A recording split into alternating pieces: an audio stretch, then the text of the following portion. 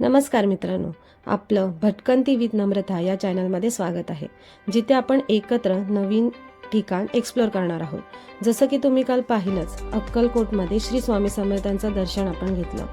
आज आम्ही तुळजापूर आणि पंढरपूरचं दर्शन करायचं ठरवलं आहे। तर आपण तिथे जाण्याआधी अक्कलकोटमध्ये असलेल्या भक्ती निवासमध्ये एक सुंदर असं छान गार्डन आहे, ते आपण एक्सप्लोर करूया। तिथे आम्ही आतमध्ये गेलो, तिथे 5-5 रुपये तिकीट आहे। तिथे श्री स्वामी समर्थांची छोटी मूर्ती आणि मंदिर आहे आणि त्या मंदिराच्या बाजूलाच त्या परिसरामध्ये सुंदर असं झाडं सगळीकडे लावली आहेत आणि तिथे बसण्यासाठी जागा आहे।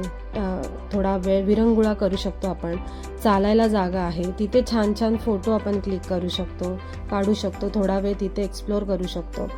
तिथूनच पुढे गेल्यानंतर असं खूप वेगवेगळ्या झाडांनी बनवलेलं एक असं जागा आहे आणि तिथेच पुढे बघितलं तर एक लहान मुलांना खेळण्यासाठी बागडण्यासाठी बनवलं आहे की तिथे वेळ आपण घालवू शकतो। इथे एक दगडामध्ये कोरीव काम केलेले असे छोटे छोटे तसंच दगडामध्ये तिथे छोटे छोटे कोरीव काम केलेले करून ठेवलेलं आहे। खूप सुंदर असं कोरीव काम केलं आहे। तसंच पुढे गेल्यानंतर एक अजून छोटंसं तिथे बसायला पण त्यांनी केलं। तिथे छत्रपती शिवाजी महाराजांची मूर्ती आहे स्टार्टिंगलाच येताना। तिथे आम्ही थोडंसं खेळलो, बागडलो, लहानपण परत जगता आलं आम्हाला। खूप मजा केली, आम्ही खूप एन्जॉय केला। माझी फॅमिली होती, त्या फॅमिलीसोबत आम्ही खूप मजा मस्ती केली। तसंच मग आम्ही पुढचा प्रवास आम्ही चालू ठेवला।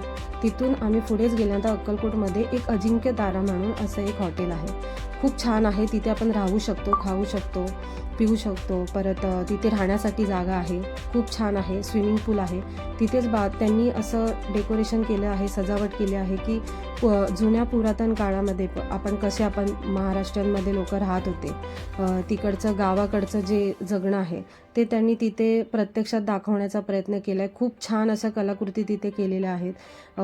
बैलाची गाडी, परत एक छोटंसं घर बांधलं आहे, परत एक खूप छान असं केल्यानंतर मग आम्ही आमचा स्वतःचा प्रवास चालू ठेवला आणि तिथून जातानाच आम्हाला वीर तपस्वी पंचमुखी परमेश्वर मंदिर तिथे मला जायचं होतं, कारण की येताना आम्ही ते बघितलं होतं आणि माझी इच्छा होती की ते त्या मंदिरामध्ये जावं, म्हणून दादाला आम्ही कन्व्हिन्स करून जबरदस्ती तिथे आम्ही घेऊन गेलो।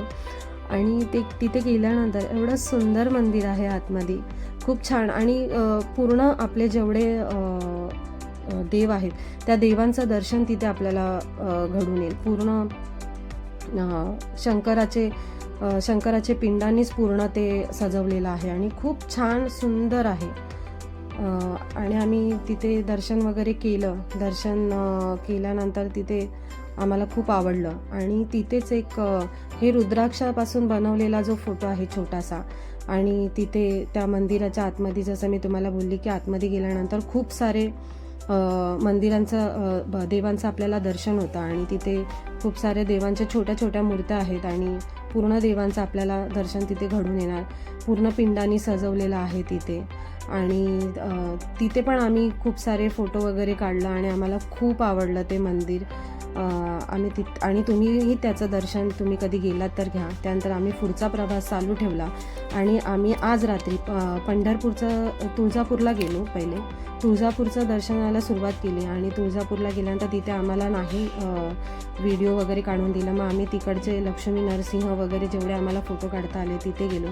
त्यानंतर कालभैरव क्षेत्र होतं, तिथेच त्या मंदिरामध्ये आम्ही गेलो, त्यांचं दर्शन घेतलं। आणि तुम्ही गेला तर तुम्ही नक्की करा।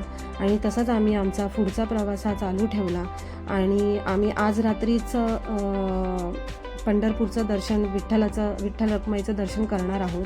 आणि तिथे किती वेळ लागतो, काय लागतंय, आणि हे आपण उद्याच्या भागामध्ये तिसरा पार्ट मी बनवेनच, तेव्हा आपण भेटूया। आणि व्हिडिओ आवडला असेल तर लाईक, शेअर आणि सबस्क्राईब करायला विसरू नका। भेटूया उद्याच्या भागात। Bye bye.